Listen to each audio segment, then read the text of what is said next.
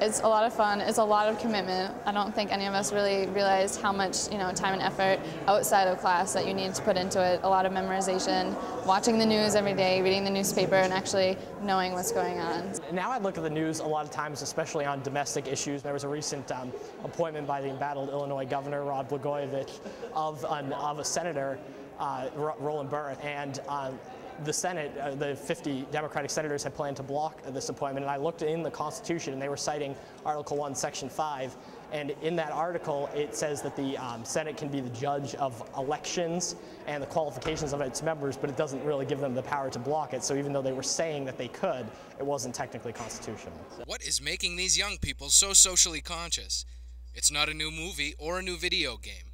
It's We the People, the Citizen, and the Constitution, a course of study on our country's founding principles developed by the Center for Civic Education and brought to New Hampshire schools by the New Hampshire Bar Association. This year, classes from Gorham High School, John Stark Regional High School, Milford High School, and Nashua North High School competed at the Legislative Office Building in Concord for the chance to represent the state in the national We the People competition.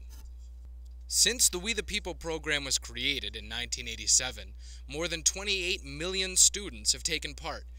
The program, which lasts for a school semester, guides an in-class curriculum which is used for the district and state competitions like the one just completed by these New Hampshire students.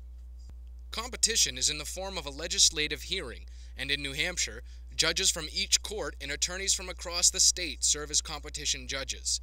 After brief presentations, the students answer questions posed by the volunteers on constitutional issues, questions that require them to apply constitutional principles to the latest headlines.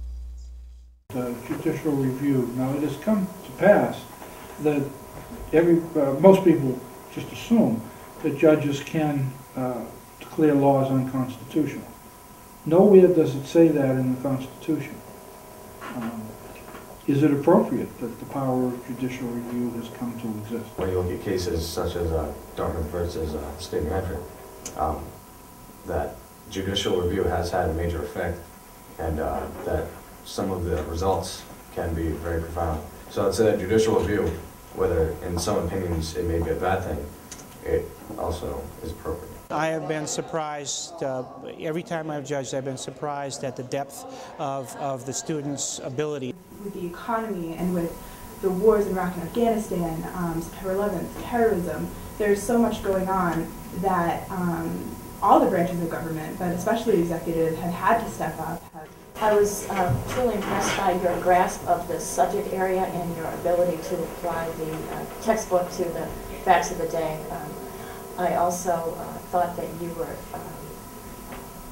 all participating at an active level and it wasn't being dominated by one person. You shared the responsibilities, and I wish you well in the next round. We do have to send somebody to Washington to represent the state of New Hampshire. We the People, the Citizen, and the Constitution, 2009 state champions, New Hampshire, goes to Milford High School.